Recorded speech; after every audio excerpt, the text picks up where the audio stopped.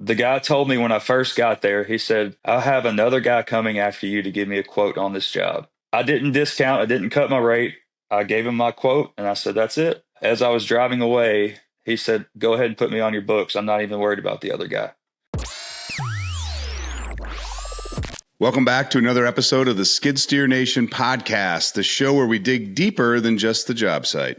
Today's guest is Matt Hobbs. He is the owner of ARG Outdoor Services out of, I never pronounce it right, Honewald, Tennessee. Hohenwald. He's been in trucking, real estate, land clearing, but don't let the job titles fool you guys. Matt's story is one of clarity, humility, and some bold moves he's made throughout his career. So he started with a little compact tractor, built his brand by being a content psychopath. Those are his words, not mine. And is now laying the foundation for a fully self-contained company that clears land, develops it, and sells it because he's also a realtor. This episode is going to hit everything from pricing mistakes, mental health, marketing wins, to personal growth. As you know, I love that topic. So whether you're just starting out or scaling, you're going to get a ton out of this one.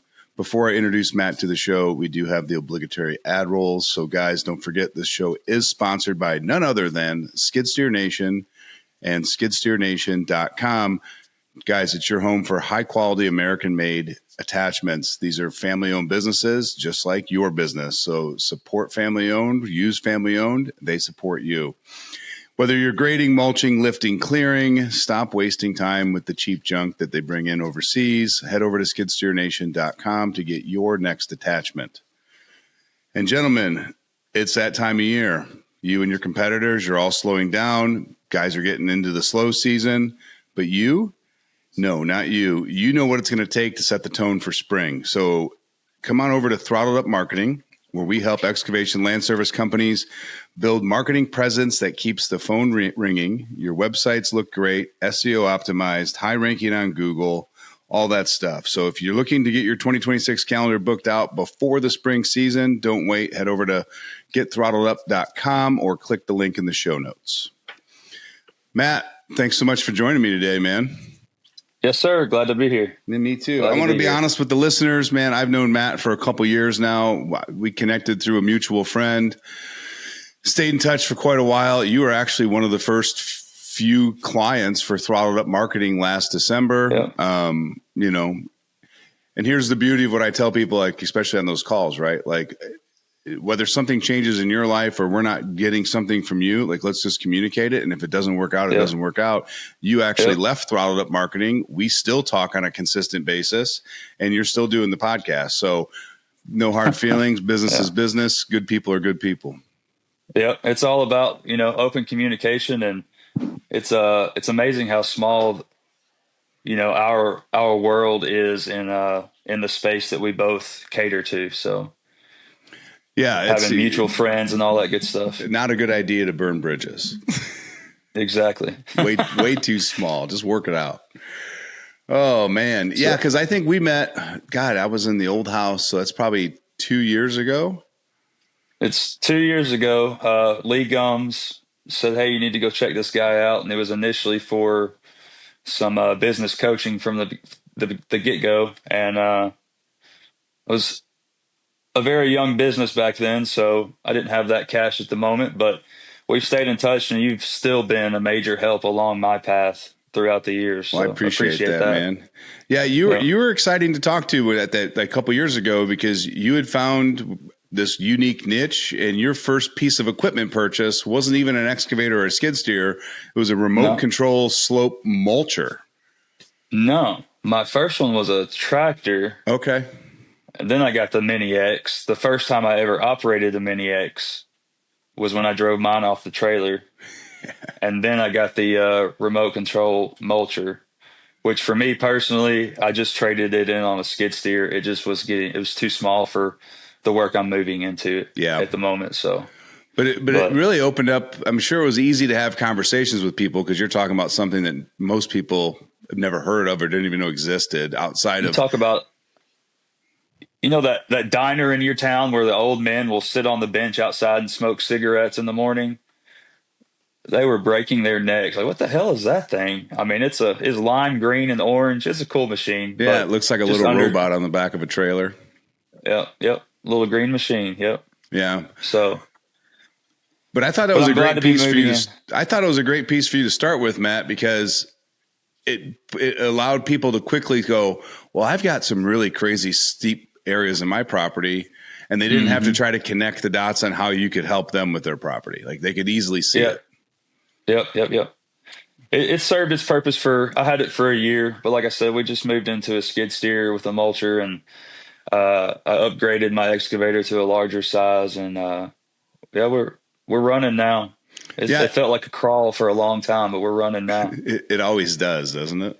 Yep. Clay Yep. and I were just talking about that this morning, actually, because today is actually the day we're recording this is the 1 year anniversary that we launched Throttled Up Marketing to the public. Well, congratulations, man. But wild ride, right? Yep. That, So you got to get your feet under you. That's for sure. It yeah, takes a while, yeah, we had quite a few little but stumbles and bumps along the way and things to learn from. But every iteration that mhm. we just keep refining it into just gets better and better. So Yep.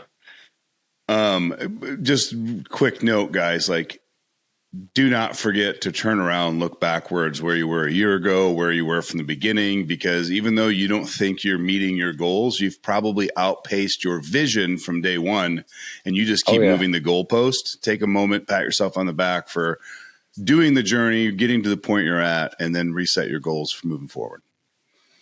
I walked out of my front door the other day and I turned towards my shop and I saw a Dodge Ram 5500 sitting there, a Ford F-250 sitting there, a skid steer, a 12,000 pound Mini X, and my little tractor, which at this point is just a sentimental toy for me to keep. But if you would have told me 2.5 years ago, 3 years ago, when I was scared to death to buy that tractor and I had a 1996 F-350 that I'd be sitting where I'm at today, I'd have been like, no, dude, there's no way. But it's been a long road, but here we are. So that was Yeah. a great moment of like realization, like, oh, I am doing reaching my goals. It's just day to day, you don't see it. You Yeah. have to look back. Yeah, they never happen So, fast enough when you're moving forward. yeah. And then And it's cool because I made a video the other day and posted to my Facebook. And it was all about reaching back and helping others. A lot like how you've done for me over the years, how Lee has done, and then others that are just maybe they're just getting started in their business. I've got 2.5 years of eating shit that I can tell them, like, hey, let's avoid this and go this way. And I think that's just a great, it's great to have the community that we have now because of social media. yeah, it is pretty awesome. And that's going to lead me into my first question for you, man. Content psychopath. Let's go. Let's dig right into this one because it's. I like your choice of words. Yep. So I'm not, honestly, I'm a hermit. When I come home after work, I don't want to leave my house. I want to put my comfy clothes on and stay home.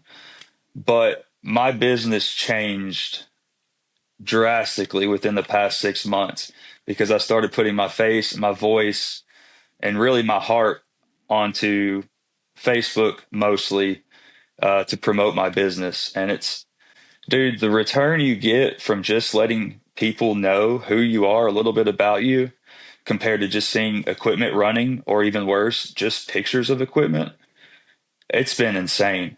I went and did a estimate this morning, and the guy told me when I first got there, he said, I'll have another guy coming after you to give me a quote on this job. And then we started talking. I said, did you check my reviews on Google and Facebook? He said, yeah, I checked your Facebook. He said, you're a hustler on there, huh? I said, I am. I said, I'm never going to stop. Well, I didn't discount. I didn't cut my rate. I gave him my quote and I said, that's it. And as I was driving away, he said, go ahead and put me on your books. I'm not even worried about the other guy. And a lot of that, my brand and me having them seeing me and knowing me before I ever step foot on their property, that's a leg up. The other guy probably has never posted even a picture of his face. You know what I mean? So, Yeah. So they've done studies on this, and they say on average it takes 7 hours to start developing trust with somebody. So if you meet somebody for the first time, it's a brief introduction and like you don't have any trust in that person at all, right? Exactly. But what they found out was that psychologically that 7 hours doesn't have to be in person. Yeah, exactly. Right. So people seeing all of your videos and hearing your little stories and seeing your face on those videos, that's actually adding to the 7 hours it takes to build a trustworthy relationship. And it's something that anybody can do this. Go look at every Bilo Acres, Ron Bilo. Have you had him on? I have. Okay, he puts his face all over the internet. You go look at anybody that's running a successful business, they're putting their face on the internet. And unfortunately, it took me 2 years to figure that out. So it's been a game changer. I'm actually having Matt Walcott. He's coming to my house tomorrow. We're going to shoot a video together. At this point, I don't want to just. We spoke earlier a few weeks ago about becoming the authority in my area, and I think part of that is going to be I'm going to start a referral partner video series.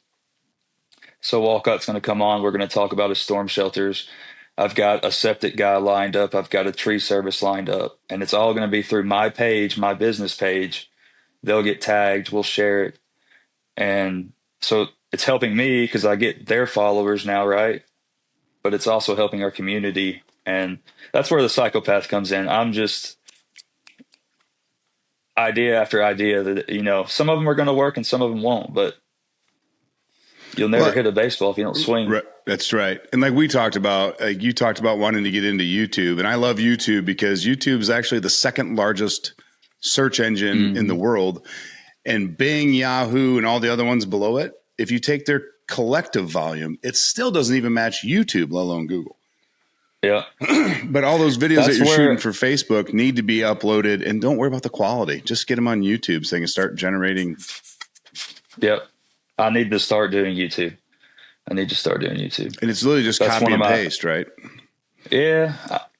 All right. You called me out. I'm going to start after this. Yeah. They don't have to be pretty. You don't have to have crazy graphics. I mean, I can't remember his name. People want to see authenticity. That's right. What's that guy's name? He's got millions of followers. Anthony, starts with an M or something like that. He's always got that blue skid steer. I can't ever think of his name.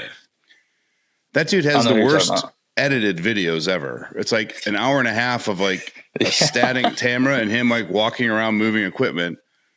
And I'm not making fun of him. I'm just showing you he got 1 million followers with that type of editing. So don't tell yourself a story that it has to be professional and I got to spend hours doing this. You just got to get it on there. Oh, yeah, I agree.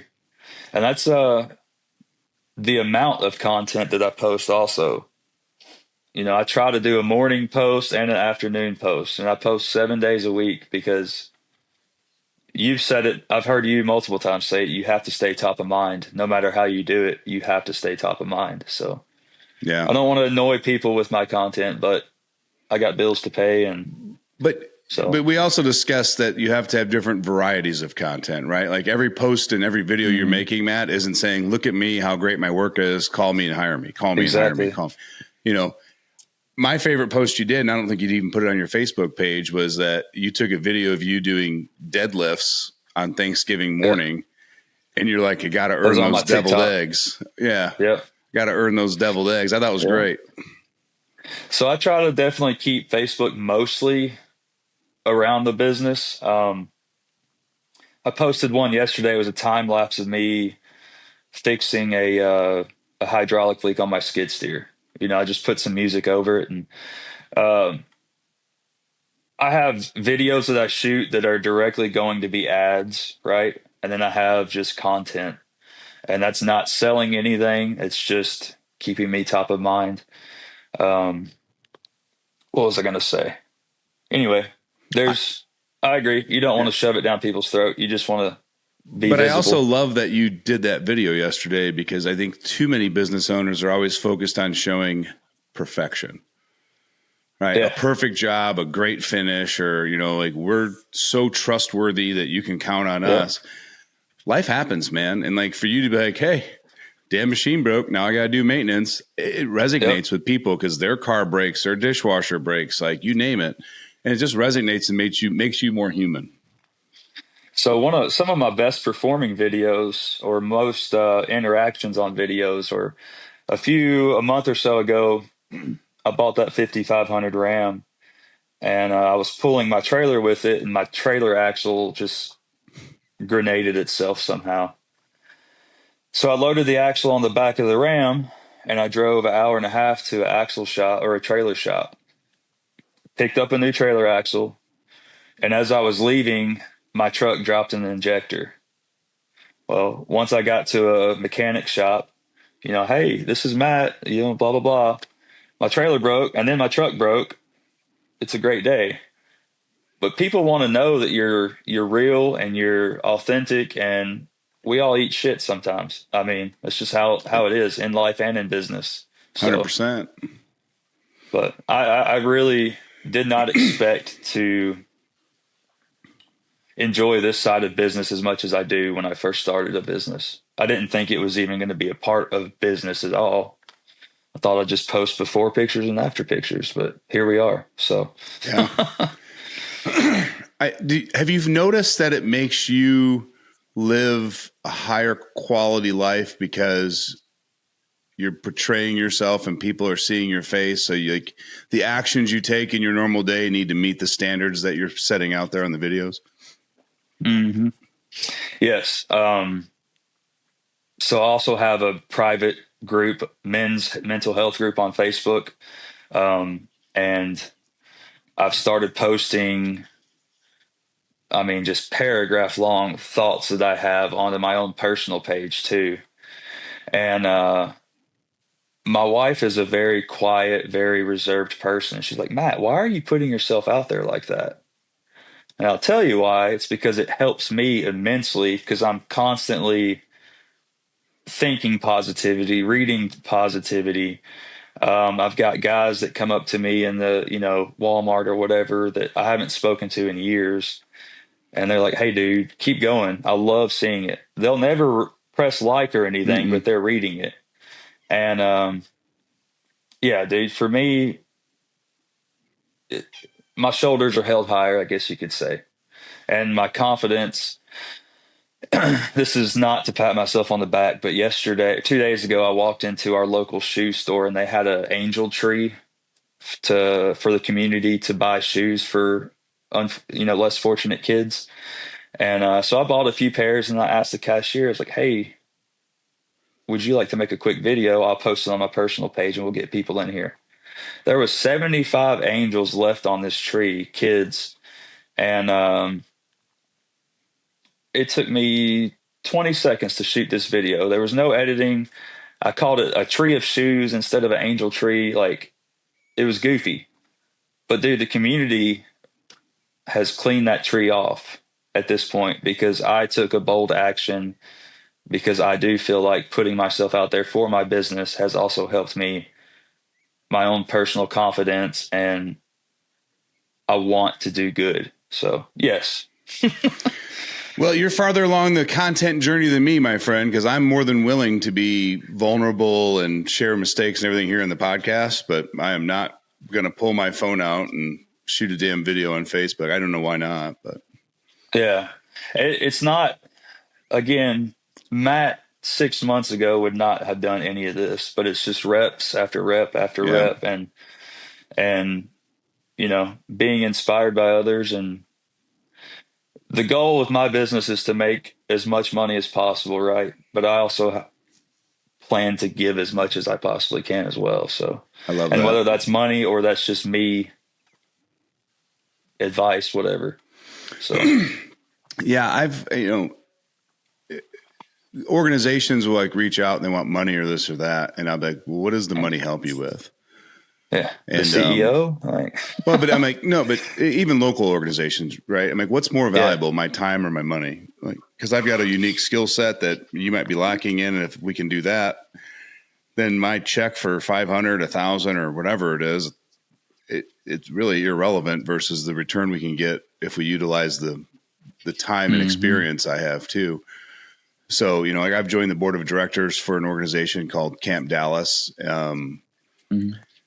It's an awesome organization, Matt. They're good friends of mine. Their son committed suicide when he was 19. For reference, I think Mm. he'd be 35 or 36 today. So it's been 15, 16 years.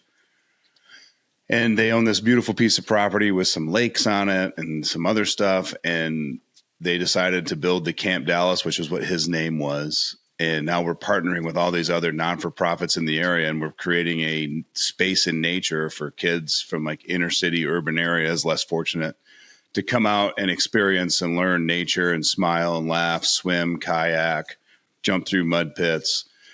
And then, Yes, I there's some think expansion growth that we want to do in the next 5-10 years with it. But, it was just such an awesome organization.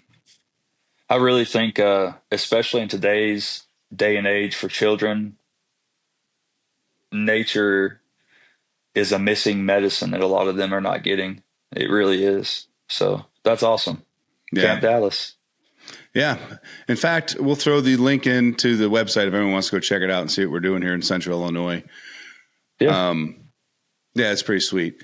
It's funny that you say that, like that nature's the missing medicine. Like we sit around digital products all day. We're bombarded with text messages, phone mail, and then we just subconsciously like, I need a vacation. I need a break. And then we go pick a place in the woods or on a beach, i.e. nature, Hmm. and we recharge our batteries, but yet we don't build that into our daily, weekly, monthly rhythm. Yep. Yep. And I spend so much time alone in the woods. Um, so I don't have, I'm not playing. Well, I enjoy what I do. So it kind of is like playing, but I get my medicine. That's for sure. Yeah. Just put me on 100 acres and let me go to town. So Nice. Yeah. So I love that because, you were saying you were getting by, finding jobs, getting enough work to keep moving. You take this content strategy on, and just in a few months, you're now booked out 8, 10, 12 weeks, and it's not slowing down, and you keep adding to that calendar. So I think just yes, to reiterate the power of picking a median and being consistent with it. just, and it doesn't, for the other guys that are listening, because when I was driving a truck in my previous profession, I would listen to your podcast every single day until I ran out, right? And then it was weekly after that.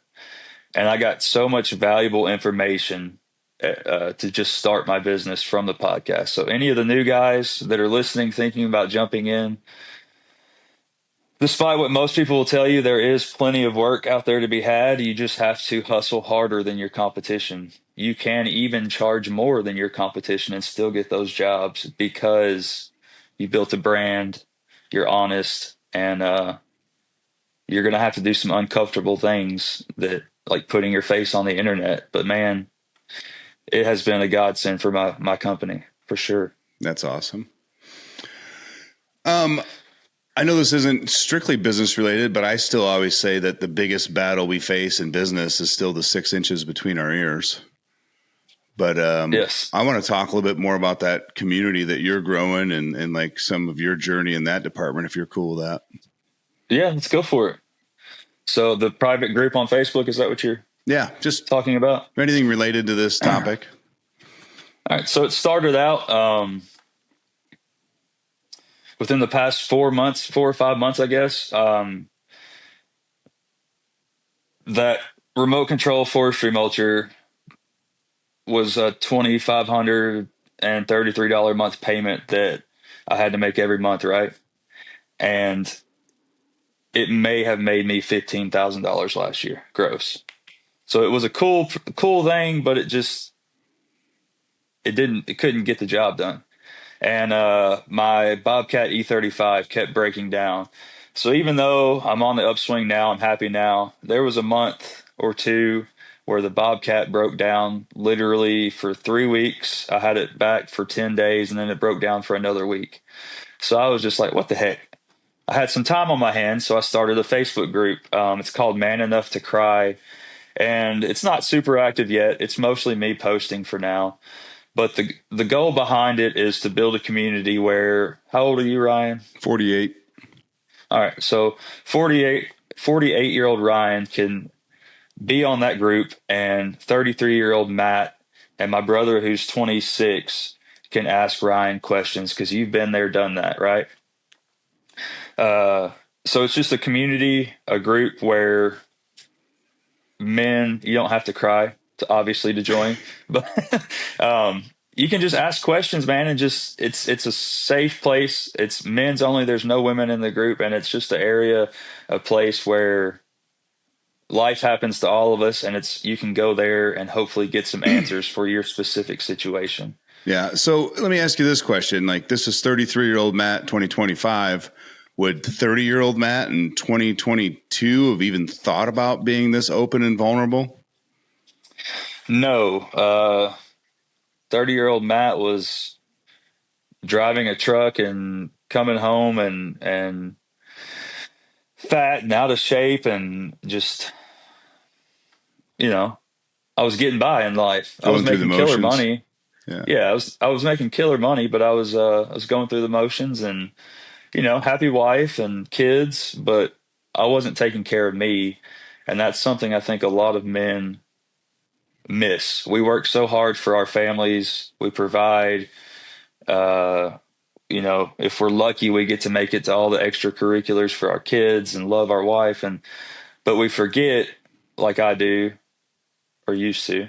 I get up at 4 a.m. now. I go to the gym every day.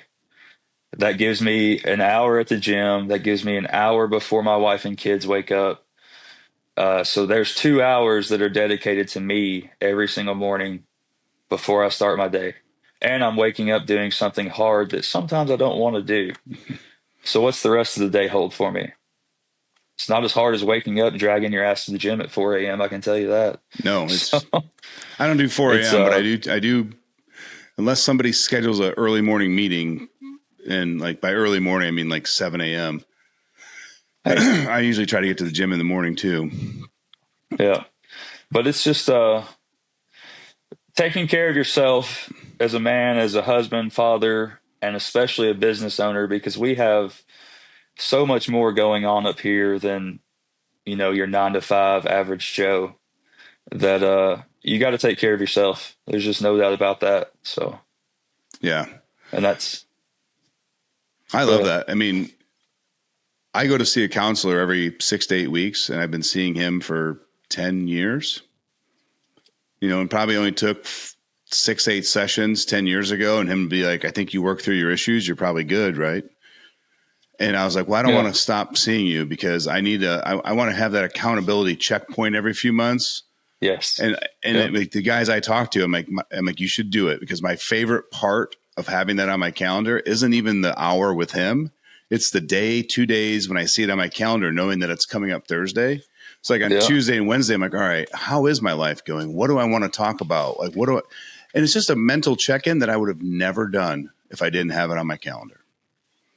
That's something also that is very important is you have an outsider's perspective to look at your life. And even though he's already told you, like, dude, you don't need me, you still enjoy it because I'm sure every once in a while it comes up. He just has a thought and you're like, oh shit, I like that thought. Like that's a valid point. So we as men need that in our lives. We need a tribe, but we also need it in business. I love that's one thing I really love about social media is I made a video about this the other day too. I've got guys all over the country. You're one of them. Lee's one of them. Matt's one of them. Andrew Michael's one of them. And then there's more like in Oregon and California. I can ask them questions. It's a tribe. I've never met any of them in person except for Matt, but I've got, there's help out there for guys that are struggling. You just have to ask for it, dude. Yeah. So, No, you're right. And just to kind of reiterate the last comment on that, like for me going to see a counselor, the really biggest thing for me was if you get off 2 degrees on a path, you take 10 mhm. steps, you're not very far off the center line, right? Yep. You take 10,000 steps and you could be halfway around the world on the like off Yep. path. So for hmm me, I'm like, we don't even recognize when we're just a couple degrees off path, or when we make a slight shift in the way we treat our spouse and we don't even pick it up on it, Yeah. So to have that check-in every 2 months, my point of view was like, well, if I do this check-in every 2 months and do self-evaluate, get an outside perspective, I'm never that far off my center line where I want to be. Like, I Exactly. don't Yeah. even create the big problem that requires people to start going to counseling because we're fixing Yeah. it in small increments along the way and we're never letting it get out of control. That was my philosophy and why I like those check-ins. I'm probably unknown, not in the counselor setting, but more in the business. I'm probably unknowingly doing that Mm-hmm. about every 2 months. Because I think I've got you on like a 6 month rotation where I'll text you, hey, I need a call. Yeah. And then, all the other buddies, we'll just have I mean, some of them will talk for 30 minutes, just BSing, but it's good to catch up and hear their perspective and bounce ideas. And, you have to have somebody to check you every once in a while too. So, Yeah. And because I think the hardest thing for, you can, the niche that we're in is excavation, right? But you could replace that with any niche, in my opinion. mm-hmm. But as you start growing, like your friends network probably isn't in business. Goes away. They're great at Yeah. patting you on the back. They're great at saying you'll figure it out. Like, hey, we got you. And I'm like, well, you don't even know what the fuck I'm doing. Like, Yeah, you can't exactly. talk with them on a level that actually makes you better, stronger. And the people that you can talk to about that locally, 9 times out of 10 don't want to do it with you because they see you as a direct threat to their income. Mm-hmm. And that's where I think You're not wrong. that's where people need to leverage the ability of like the internet, social media, organizational trade shows, stuff like that, because there's a lot more people like us that are willing to share and give and support and like literally try to help Mm-hmm. than those that are shielded off and wanting to do it on their own. And I mentioned the referral partner videos that, Matt is coming down for tomorrow. And I'm going to have people that offer the same or similar services to me uh, that are going to reach out. And my main thing right now is forestry mulching, brush cutting. Um, I'm still probably going to have them on because it's going to benefit our community. One, it's also what's it hurt? I mean, people are going to hire who they want to hire. And that's something that it does suck when the local market drags itself through the mud because people can't just freaking get along and help each other. You know what I mean? Like I actively send work to my competition. Like, hey, I don't have time. Call this guy. That works. So 100% it does. And I beat the dead horse. I probably say it every episode, right? But like a rising tide literally raises all ships. I actually used that when I was reaching out to some referral partners that I already have, but to ask them to make these videos. That was the bottom line of my sales pitch. Essentially, was a rising tide raises all ships because we literally can't do it alone. I No. mean, you have to have good people around you. Mm-hmm. So it's Nope. exciting. Absolutely, man. So like, this is a show about excavation business owners, and I think what we're talking about, I could talk about this stuff and create my own show from this, but Yeah. let's do a little bit. Knowing you and I, we'll float back into this topic organically. You started out obviously with the tractor, but the slope mower was really kind of like what you started to really build a business around, and then you had the Mini X and stuff too. Now you're migrating and shifting away from some of those smaller niche deep slope Yep. projects. Like, what's the focus of ARG today? So the focus and the goal is to become. I don't know that for my own personal lifestyle and the way that I want to be a part of my family, I don't want to necessarily start chasing commercial work. Um, I love commercial. I love residential. I love building a relationship with my customers. And so the goal now is become Middle Tennessee's premier residential forestry mulching contractor. And I've had a couple brands reach out to me about doing some affiliate marketing partnership type stuff. So we'll see where that goes. But that's a lot less important than my business, right? It's just building off. I feel like I've finally got to a point where I started my business with a tractor and a strong back and a chainsaw is what I tell everybody. And I feel like I have finally got to my launch pad. Like I was always climbing those stairs or that ladder, and I finally have got to my launch pad where it's time to really hit ignition and go. And it's just I don't want to build a massive business, but I want two or three good guys that I can depend on.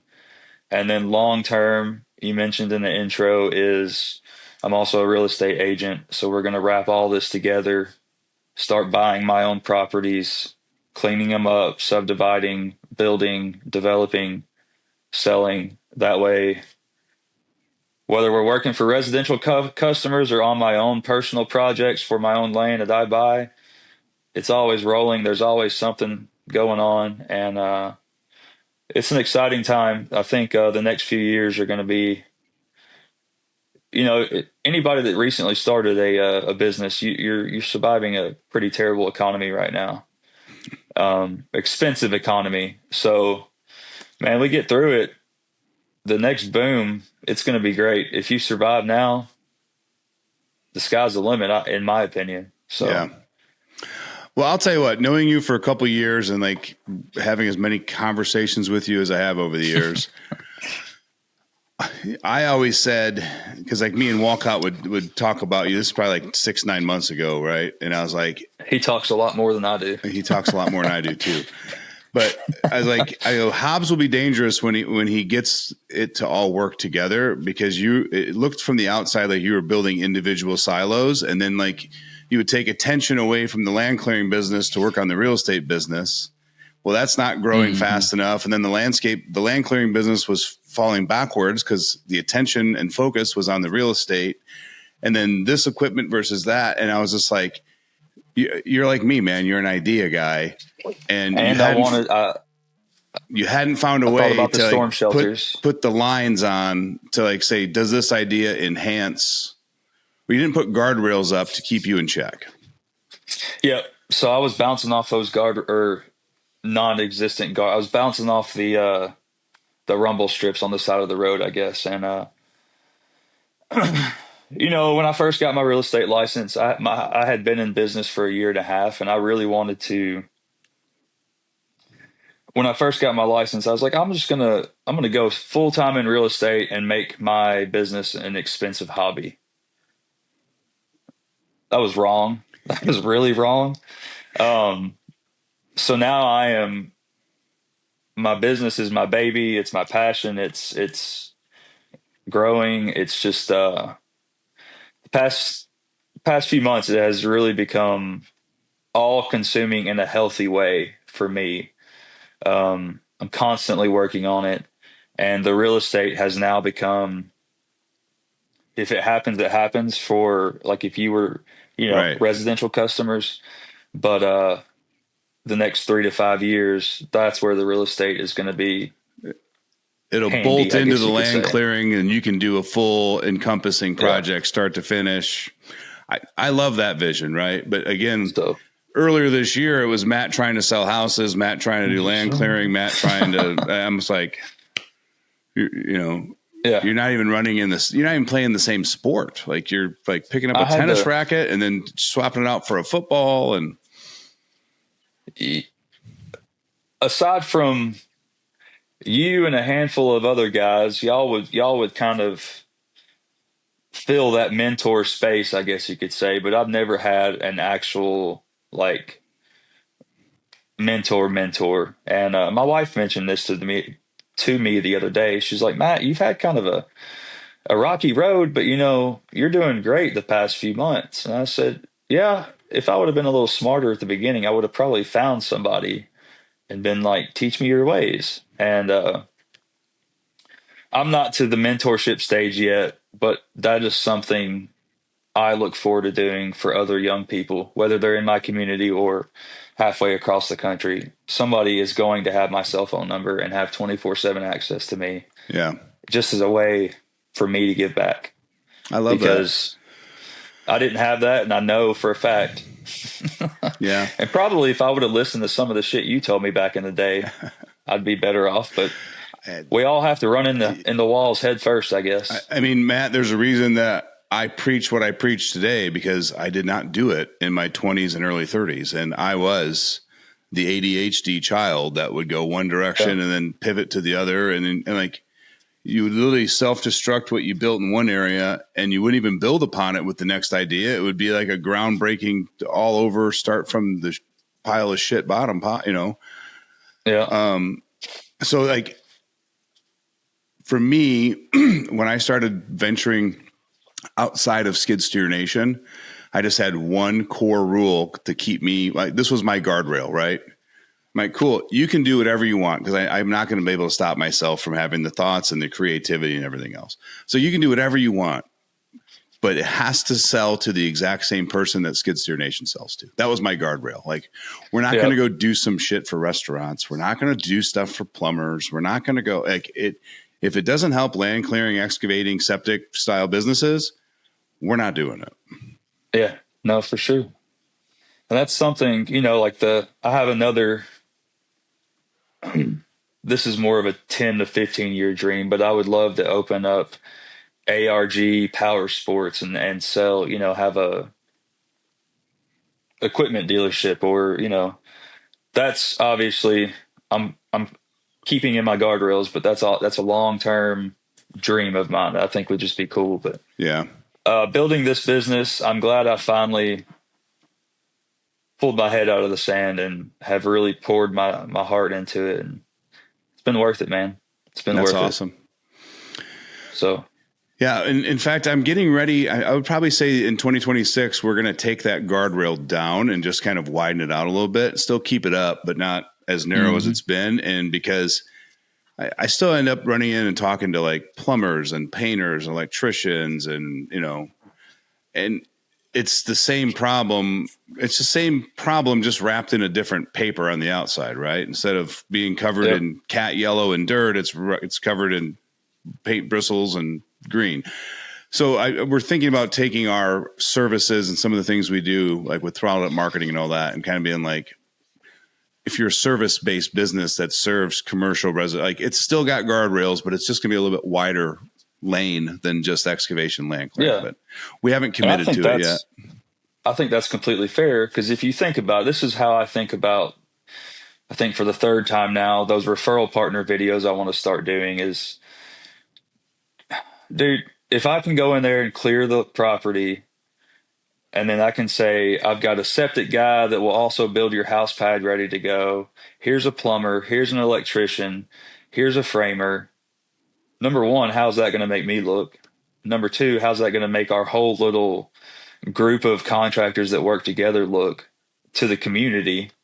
I mean, and we're all serving the same customers, just in a different way. So it would be no different for Throttled Up to serve the same customers, just in a different way. And like, here's the asterisk note that if you're going to take something away from this portion of the interview, I have a very strict like process that I have to go through to make sure it's an opportunity and not a distraction, right? Like, just because it sounds like, oh, we could easily do that for plumbers, let's just start doing it. And I'm like, no, like, it might take me 30 days. It might take me 6 months to make the decision. Yeah. Because I don't want to break what I have. Right. And like, take some time, really assess it, go through like a SWOT analysis and, you know, strengths, weaknesses, opportunities, and threats. It is like, what's the strengths of you doing this? Where's the weaknesses? And just kind of go through and do a self. It doesn't even have to be written on paper. It just has to be, is it your head saying it's a good idea, or is your gut burning saying this is what you're meant to do? Yeah. And if it's not a hell yes, then it's a hell no. Yeah. The service business industry is so broad, you know, it's you could definitely get out there. That's for sure. You know, and like, I'll put things out there too. Like, I will not work with, like, let's say a solar company. I'm like, I want nothing to do with them. I probably don't want anything to do with roofers either, because they're just psychotic, and most of them are just have subcontractors. They drive those F-350s with 26s on them, and at least down in Texas, from what I hear. We got one here in town, man. And I'm like, how the fuck do you get any work driving that stupid looking truck? If you pulled up to my house, I'd be like, we're good. I have it was my work truck for a while, but I just bought that Dodge. But I have a 2017 F-250 extended cab, long bed. It's white, and I recently, kind of retired it from work, so I put a 3-inch level and some 37s on it on stock wheels. It's just a nice truck, and I've got my logo on it and all that good stuff.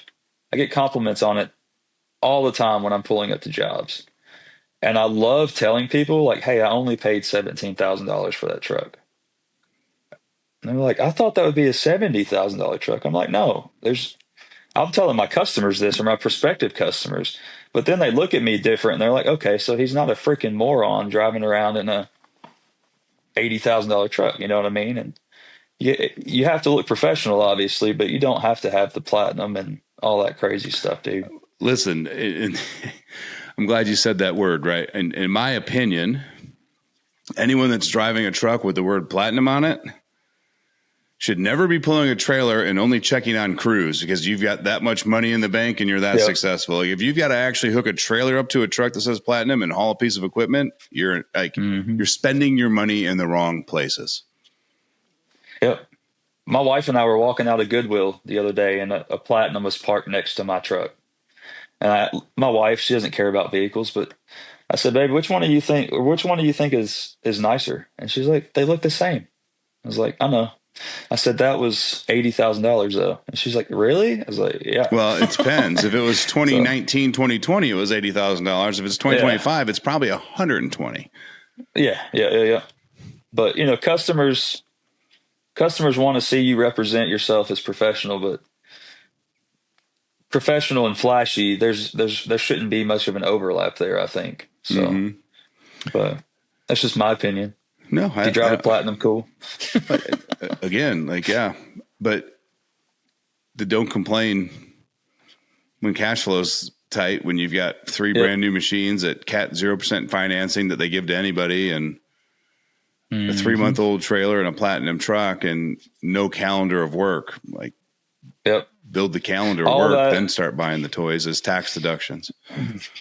Like, my Dodge is a 2011 5500, and a few years from now, I definitely want to upgrade to brand new work trucks, but they're going to be,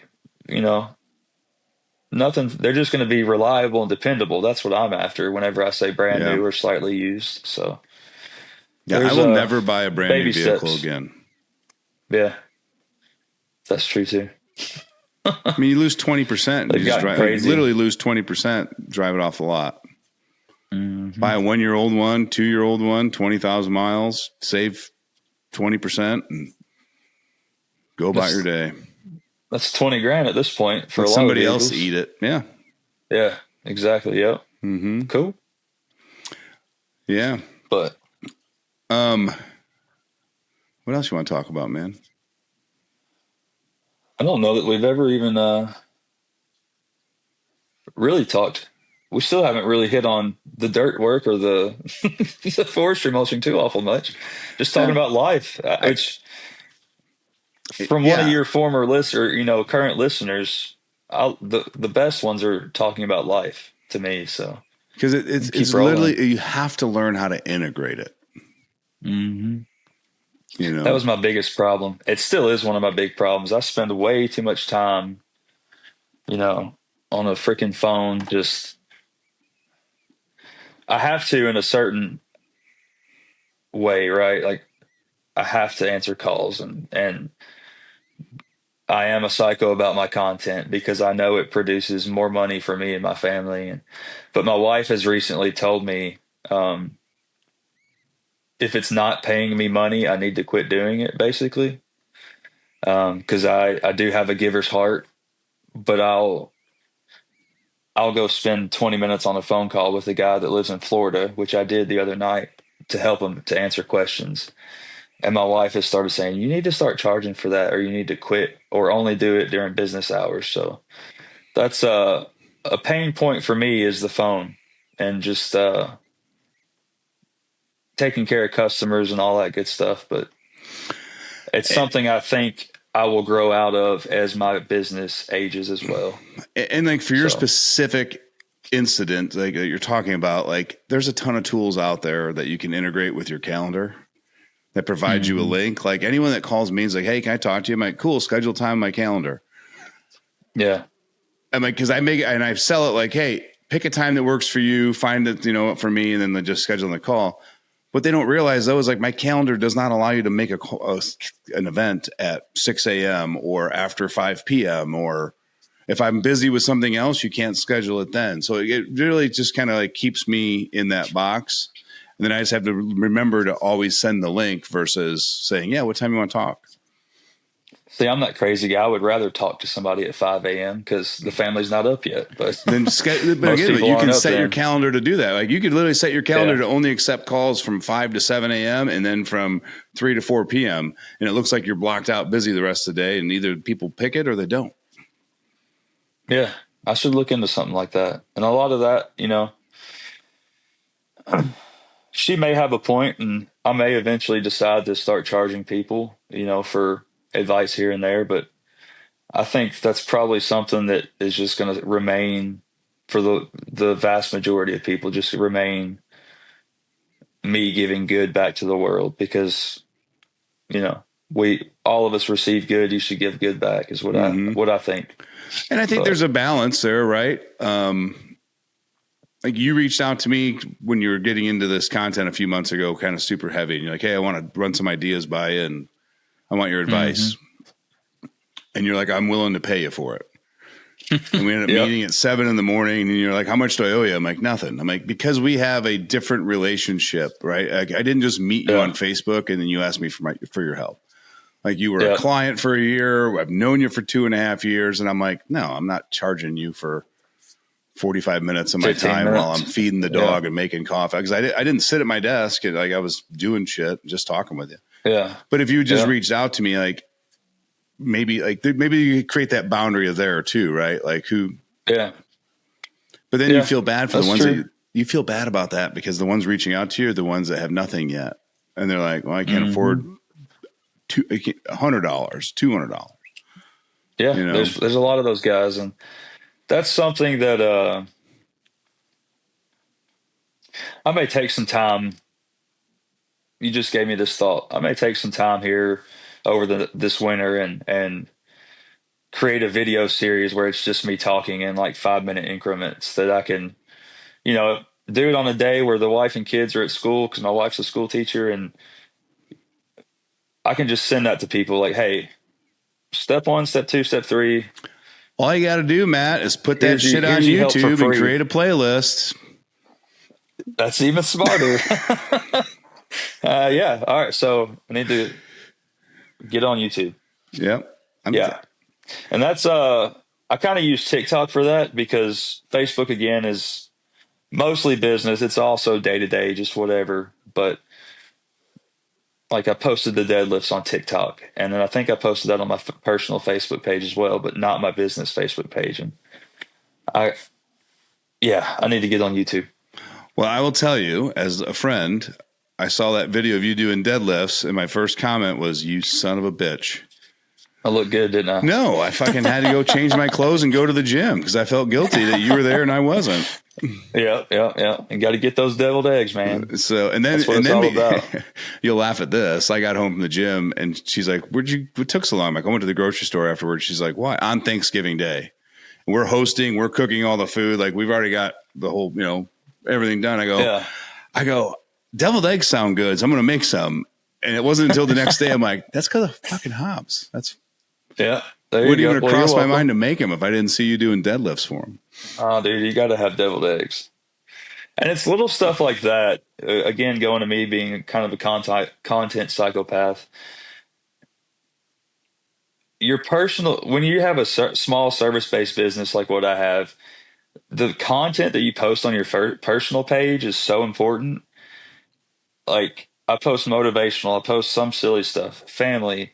You will never find um, religion, politics. I'm not going to chime in on local people bitching about this and that. I'm straight and narrow, and I do deadlifts occasionally. Like, I mean, it's just Why do you when do that? Why you do you are do it serving that your way? community. Why am I straight and narrow? On social media. Because I'm serving my community, and you asked me earlier, do I think it's helped me putting myself out there more? The answer is yes. Um, I do that because it's my brand, right? It's my personal brand. I think I am a good human being. So I want other people to think that. I don't want to cause a stink by saying, oh, Democrat, Republican. I'm sure you can tell which one I am just by looking at me. Um, I don't want to cause a stink by getting into our mayor sucks or the playground is falling. Okay. My comment on Facebook is not going to help the situation. So just shut up and just I post positive stuff, and to be honest with you, I do post some controversial type stuff, but most of it is about the men's mental health stuff. Yeah. Most of it is if you're having problems, reach out. If you're having I just feel like when you're serving your community, you need to serve your community in all aspects, not just your business, but in your personal life, in your public life, social Well, media. I mean, and yes, but you literally are an extension of your business, or actually your business is an extension of you. And if you don't think somebody sees your business page, and if you don't think if they're serious with them about hiring you, that they don't go check out your personal page, you're I go to wildly their mistaken. personal page. Yeah. I go to my customers' personal pages. I check them out. Right. You're wildly mistaken if you think you can post the dumbest, weirdest shit on your personal page and keep it tight on your business page. Like you can't. Yes. Like rule Brand one for is me when we would everything. work with new clients in the consulting industry is like, yeah, let's go audit your personal page. Like, why? I'm like, because you are your business, man. Yes. And like, what's more important, using social media to do that or to generate revenue? Because you can't do both. Exactly. Yep. And I think that's something personal and business for everybody listening. Go to your Facebook and quit.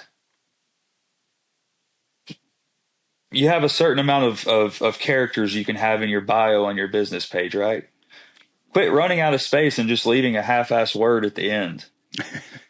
Go to ChatGPT and say, hey, this is what I do. This is where I'm at. I have 255 characters. Make your business page look professional. It's not hard. I mean, it just blows my mind how many guys go out and buy 100, 200, $300,000 worth of equipment and just shit the bed everywhere else. So, sorry, it's tangent. No, man, you're good. I mean, it's the true hard, it's the hard truth, right? I don't care if you've been in business 10, 20 years or 10, 20 days. The equipment that you buy is literally just the tool to solve the problem. Like Everything else is the hard work. it's No doubt just the about that. tool, right? So hone in on what the people are, who you serve, what their problems are, and how you're going to solve those problems. And I don't give a shit if you come in with a push mower or a remote control mulcher or a chainsaw, right? What's the price for the complete project and what's it going to look like when you're done?